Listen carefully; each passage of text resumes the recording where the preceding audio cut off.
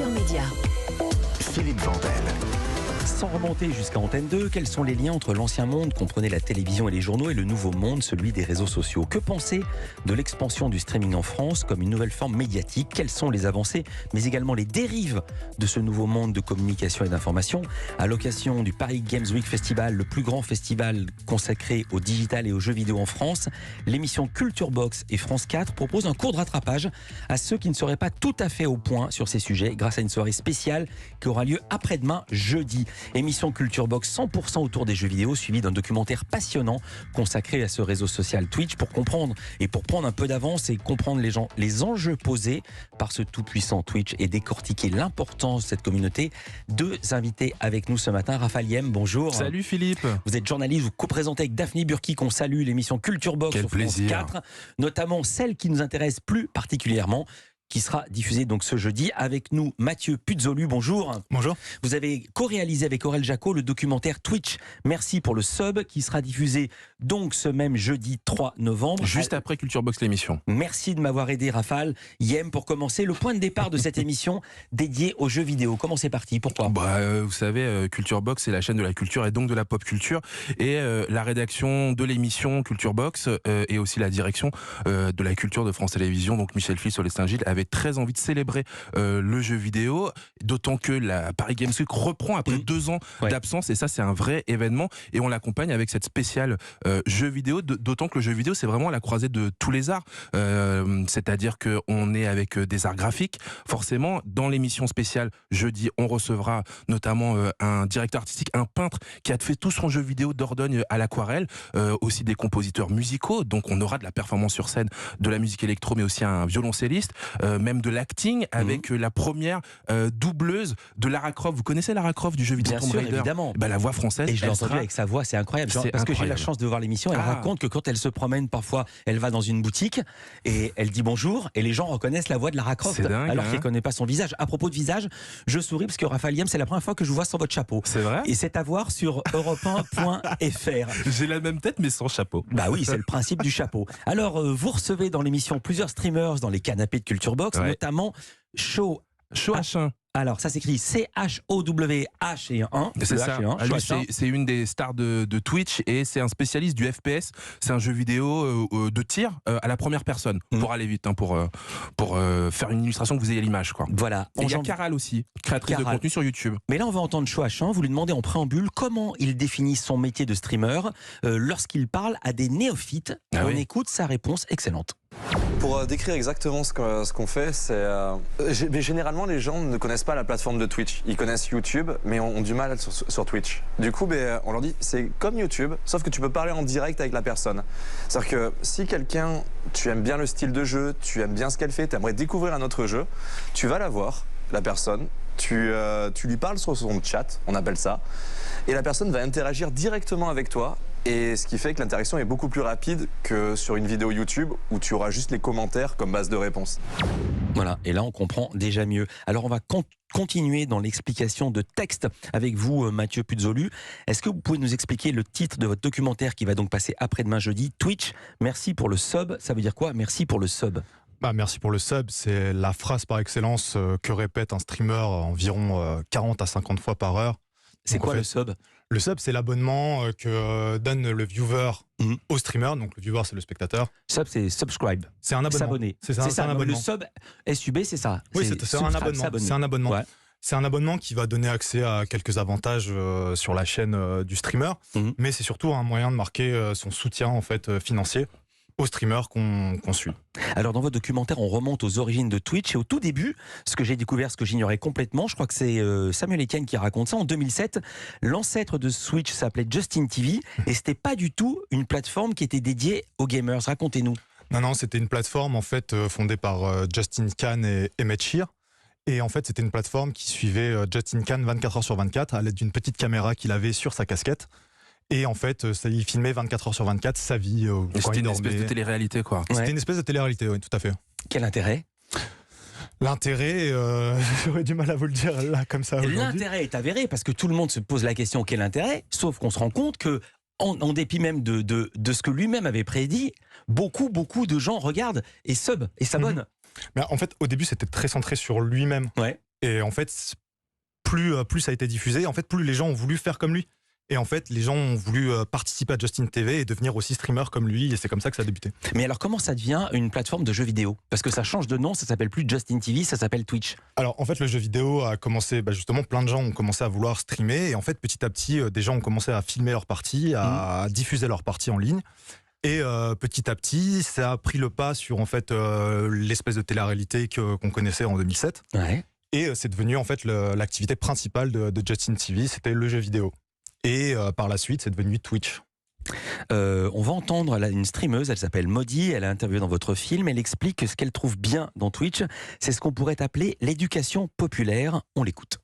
Je trouve que Twitch est une super plateforme pour faire de l'éducation populaire parce qu'il y a ce côté interaction directe qui fait que les gens vont pouvoir te faire des inputs, quoi, te rajouter, déjà te remettre en question parfois, et puis surtout venir rajouter leurs témoignages. Et je trouve ça hyper intéressant de ce côté-là où les gens viennent témoigner. C'est hyper plaisant d'avoir cette espèce de co-construction qui est disponible avec le stream, et c'est un truc que je peux pas avoir sur YouTube. Ben ouais, c'est vrai qu'il y a un vrai échange. Hein. On le voit avec Samuel Etienne quand il lit les journaux, avec la matinée ou l'après-midi Etienne, ou alors Manon Mella sur France Info, qui sur le Twitch de France Info tous les jours reçoit des invités et reprend l'actualité et la décrypte. Puisque vous parlez de Samuel Etienne, ça m'a beaucoup fait rire parce qu'on le connaît, il est venu souvent ici dans cette émission. Il raconte, il fait une revue de presse sur Twitch, et il dit une revue de presse dans les radios, c'est de 3, 4, le maxi du maxi, c'est 7 minutes. Là ça heures. Elle fait 2 heures sa revue de presse. Il a le temps de lire Le Figaro et Le Monde et Libé en entier. C'est un truc de dingo. Il le fait. Oui, mais la question, on peut tous le faire, mais combien de gens regardent? Il y a quand même 200 personnes devant. Parfois il y a 200 personnes, mais après vous pouvez revenir sur la plateforme Twitch et re-regarder, faire une espèce de replay. Et au final, il y a des milliers de personnes qui regardent ces émissions. Samuel Etienne, c'est plutôt du 5000, 6000 personnes chaque matin. Voilà. Raphaël Yem, on voit bien dans votre émission que tous les streamers, quels que soient les sujets d'activité, se reconnaissent et forment une communauté. Ouais. Ils cherchent une interaction avec leurs abonnés et aussi entre eux. Il y a une sorte de double, double niveau de relation. Mais c'est ce que j'ai remarqué aussi quand on va faire un tour sur la plateforme, ou même quand on va sur YouTube, c'est qu'ils forment une grande famille, hein, tous ces gens forment une grande famille. Alors maintenant qu'on est avancé dans le temps, parce que cette plateforme elle existe depuis une dizaine d'années maintenant, Twitch, c'est vrai qu'il peut y avoir des grosses stars et des gens un peu moins connus, et puis quelquefois quelques petits soucis entre les uns et les autres. Hein. Question business, Elon Musk a racheté Twitter pour 44 milliards, je ne vous apprends rien. Il veut faire payer les comptes certifiés. C'est quoi le modèle économique de Twitch? D'abord, est-ce que c'est rentable et est-ce que ça vit bien? Pour Twitch ou pour un streamer? Pour les deux, c'est une bonne distinction. Il y a une nuance. Hein. Ouais, bonne distinction. Alors, Twitch, comment ils vivent? Twitch aime bien dire qu'ils sont pas rentables. En fait, Twitch appartient à Amazon, donc en fait, ils sont à perte. Ils disent qu'ils sont à perte sur Twitch. Après, pour un streamer, c'est différent. Le streamer, il va vivre en fait des soutiens de sa communauté, donc qui se traduit par les subs, mais aussi pour les plus gros. Les subs, c'est payant? Les subs, c'est payant, c'est 4 euros par mois. Tu fais un abonnement comme si tu t'abonnais à une plateforme. Ah oui, parce que quand on s'abonne, attention, c'est très important, j'avais pas percuté ça. Quand on s'abonne à quelqu'un sur YouTube, c'est un abonnement gratuit. Là, c'est un abonnement payant. Mais c'est du soutien. J'ai bien compris, mais c'est pas la même chose. 4 euros ou 0 centimes, c'est pas la même chose. Le contenu est diffusé gratuitement pour tout le monde. Ouais. Et en fait, on peut s'abonner pour soutenir son streamer préféré, pour l'aider à continuer ses projets. Eh bien, je comprends absolument, totalement, parfaitement votre titre. Merci pour le sub, merci pour votre présence. On marque une courte pause. Culture Média revient avec Raphaël Yem et Mathieu Puzzolu. À tout de suite. 9h, 11h. Europe 1 Culture Média. Philippe Vandel. On parle de cette soirée spéciale jeux vidéo de Culture Box. C'est après-demain, jeudi. C'est celui de Raphaël Yem qui est avec nous dans le studio. Avec nous, Mathieu Puzzolu. Vous réalisez un documentaire. Merci pour le sub qui passera après-demain, justement après l'émission spéciale jeux vidéo. On parle de Twitch. Dans votre doc, Mathieu Puzzolu, on entend l'animateur Samuel Etienne, qui était l'un des premiers du monde de la télé à l'ancienne à avoir conquis Twitch. Il fait tous les matins cette revue de presse de plusieurs heures. C'est important, cette nuance. Et lui, il considère que son passé, également son âge, eh bien, en dépit de ça, ou comment dire, il est chanceux d'avoir pu devenir un streamer en dépit de son passé, de son âge, chose qu'il pensait inimaginable. Pardon pour ce lancement le plus long de l'histoire de la radio. On écoute Samuel Etienne. Normalement, j'aurais jamais dû arriver sur Twitch. Jamais. Quand je suis arrivé, alors j'étais en France un des premiers représentants de l'ancien monde, des anciens médias à arriver. Certains viewers, streamers, s'inquiétaient du fait que je sois une forme de tête de pont pour une arrivée massive des gens de la télé Pas pour faire du stream en fait, pour proposer des programmes télé sur Twitch. Ça c'est une inquiétude qui s'est beaucoup exprimée. Comment il est pris, Raphaël Yem, Samuel Etienne, par ses pairs du réseau social Twitch? Au début, ça a été dur de se faire une place et maintenant, il le considère comment? Comme un des leurs, comme un drôle de cousin un peu étrange? C'est ce que j'allais dire. Un cousin, presque le cousin machin, qui arrive du monde de la télévision. Et en même temps, dans le même reportage, merci pour le sub, on entend une des stars de Twitch qui s'appelle Domingo, qui explique qu'il lui a commencé aussi à la télévision et qui est arrivé, enfin lui, il était sur Twitch comme un poisson dans l'eau, mais il a ramené aussi des codes de la télé, justement pour professionnaliser un petit peu plus Twitch. Il a ramené plus que les codes de la télé, il a ramené le budget de la télé, avec des caméras qui marchent bien, je veux dire à haute définition, et il disait pourquoi? Parce que c'est Internet, tout devrait être de la merde. Mais ça coûte cher ça, comment par exemple, puisque vous parlez lui Domingo, comment est-ce qu'il finance ces émissions qui ont presque rien à envier à une émission télé normale? Alors, comment est-ce qu'il fait?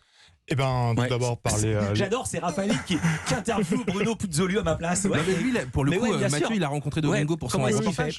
Déjà, il y a les subs. Donc, les subs, c'est pas négligeable pour quelqu'un comme Domingo qui doit toucher plus de 13 000 subs à 4 € par mois. Donc, c'est déjà une sacrée somme. Ah bah ouais. Voilà. Bon, après, j'imagine qu'il a une équipe aussi. Oui, ça lui permet de monter sa société, d'avoir une équipe, et derrière, en fait, il a des partenariats, des sponsorings, des marques qui le soutiennent et qui financent en fait tous ses projets. Alors on l'a dit, Mathieu Puzzolu, Twitch n'est plus seulement exclusivement réservé aux personnalités. Il y a notamment des politiques qui sont venus, qui ont essayé d'être interviewés sur Twitch pour toucher des gens qui ne s'intéressent pas à la politique habituellement. Ça se passe comment? Vous voyez ça d'un quel œil? Parce que ce ah oui est un petit peu mais ironique. Non, mais moi je trouve ça super drôle dans le sens où moi j'ai regardé aussi par curiosité quand François Hollande est venu chez Samuel Etienne. Effectivement, lui aussi, il était vraiment à la cool, François Hollande, chez Twitch. Ça a bien marché, lui, hein. François Hollande était très à l'aise sur Twitch. Et puis, il y a des gens comme Jean-Luc Mélenchon de la France Insoumise aussi qui ont passé leur discours sur Twitch pour toucher encore plus de gens, plus d'électeurs à l'occasion des campagnes pour législatives. Et alors, à l'inverse, le stream avec Jean Castex, l'ancien Premier ministre, a été un échec absolu. Comment vous l'analysez? Tout simplement, Jean Castex, comme Domingo dit dans le documentaire, Jean Castex est venu et a fait du Jean Castex, c'est-à-dire qu'il n'est pas sorti de son costume d'homme politique avec ses codes, ses phrases. François Hollande, il n'a pas non plus fait des claquettes, il n'est pas non plus sorti de son rôle d'ancien président de la République. Il a compris les codes de Twitch, il est arrivé très à l'aise avec cet esprit de proximité, de comprendre qu'il y avait un chat en direct, avec des gens qui réagissaient en direct. Et qu'il fallait pas brusquer non plus. Mais c'est vrai que j'ai l'impression que c'est un des codes de Twitch pour regarder de temps en temps, c'est qu'il faut être très bienveillant et surtout se montrer très curieux et très ouvert à la discussion. Alors je rebondis sur ce mot bienveillance parce qu'il y a une part de votre documentaire Mathieu Puzzolu qui est consacrée à la malveillance et même spécifiquement au cyberharcèlement dont on parle beaucoup en ce moment depuis qu'il y a des streamers comme Magla qui ont dénoncé ce qu'elles subissent quotidiennement. J'avoue qu'en voyant le doc, je suis tombé de ma chaise. On va entendre une streameuse, elle s'appelle Nathalie, vous expliquer comment ça se passe, le harcèlement pour elle sur Twitch. Écoutez-la. C'est quoi le problème avec Twitch? C'est quoi les problèmes avec Twitch? Parce que vous avez 1 heure ou 2 parce qu'on peut faire une bonne liste là. J'ai déjà reçu des menaces de mort, de viol, de machin. Je me suis déjà fait cyberharceler par le forum jeuxvideo.com. Je me suis déjà pris des vagues de haine. Mais les menaces de mort, les insultes, quand on est féministe sur Internet, on finit par s'y habituer. Je présente des jeux vidéo, je parle de l'actualité de jeux vidéo, je parle aussi beaucoup de féminisme, je fais des blagues extrêmement potaches et je suis extrêmement vulgaire. Dit comme ça, c'est bizarre. Le cyberharcèlement sur Twitch, il est toujours extrêmement présent et c'est un enfer absolu. En fait, on en est au point où dès qu'une femme ou une personne noire ou une personne grosse, bref, une personne qui n'est pas un homme blanc cis dans les canons de beauté va se lancer dans le streaming, elle peut être sûre qu'elle va se prendre des insultes ou une vague de harcèlement ou des messages haineux ou quoi. Elle peut en être sûre. Raphaël Yem, comment c'est pour ça que j'y vais pas tout de suite. Hein. Ouais. Ah mais c'était mon portrait robot, hein, sauf que je suis un mec, mais c'est vrai que c'est une plateforme qui m'intéresse beaucoup.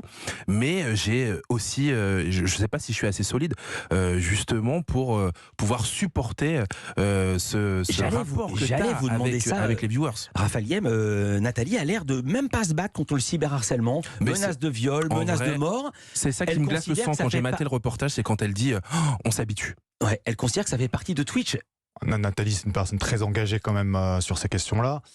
Et malheureusement, en fait, c'est le quotidien d'une femme sur Twitch, c'est d'être constamment soumise à des insultes, des menaces de viol, de meurtre, constamment. Mais pourquoi il n'y a pas de modération ? Il y a une modération, mais c'est... Alors elle est relative. La modération, parce que vous le racontez dans le sujet, si quelqu'un insulte par exemple Nathalie, il n'a plus le droit de parler sur son site, sur sa chaîne. Encore faut-il qu'il ait été sanctionné. Et il peut quand même toujours continuer à la regarder, mais il n'est pas exclu de Twitch, ce qui semble complètement aberrant à moi et à vous.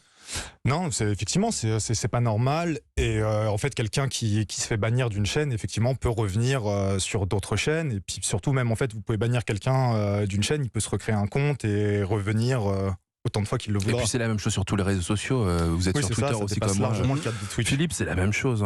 C'est-à-dire que si on peut bloquer quelqu'un à qui on n'a pas envie de parler ou on veut pas voir les tweets, la personne peut recréer rapidement un compte et venir vous pourrir aussi, vous troller. C'est la même chose sur tous les réseaux. Et dès qu'on est un peu exposé, qu'on soit sur Twitch, à la télévision, à la radio ou sur Twitter, c'est la même chose. Il y a cette professeure dont le nom m'échappe à l'instant qui raconte que les gens ont retrouvé son adresse. Oui. Donc ils savent où elle donne des cours, à quelle heure elle donne des cours, où est-ce qu'elle habite dans sa résidence. C'est absolument terrifiant. C'est terrifiant en effet. Pardon ? C'est terrifiant en effet, mais en fait les streamers demandent beaucoup plus d'action de la part de Twitch et beaucoup plus d'outils pour pouvoir assurer une modération efficace et que ces gens-là sont empêchés de pratiquer du harcèlement. Mais c'est pas un monde idéal, mais c'est un monde plein de possibilités malgré tout. Oui, il y a encore beaucoup de choses à faire. On va rester sur cette phrase. Merci beaucoup Raphaël Yem, merci beaucoup Mathieu Puzzolu. Je précise, Mathieu, que c'était votre première radio. D'habitude avec Culture Box émission, on applaudit les gens. Ouais, j'applaudis. Quand c'est les premières télé. Et je dis à la fin, ça s'entendait pas. Vraiment, bravo. Donc, l'émission spéciale Culture Box, jeux vidéo et le doc Twitch, merci pour le sub, ce jeudi à partir de 20h25 sur France 4. Ne le ratez pas parce qu'en plus au générique, il y a un générique spécial. On n'a plus le temps. On est en jeu vidéo en avatar. Ah oui, nous voir, c'est trop cool. J'ai vu. Il y a une fausse Daphné et il y a un faux Rafale. Mais non, c'est les vrais, mais en 8 bits. Culture Média continue avec des requins documentaires exceptionnels. Et puis ce n'est pas un requin, on adore sa parole. Bruno Donnet pour ses télescopages, quoique parfois il mord. À tout de suite sur Europe 1.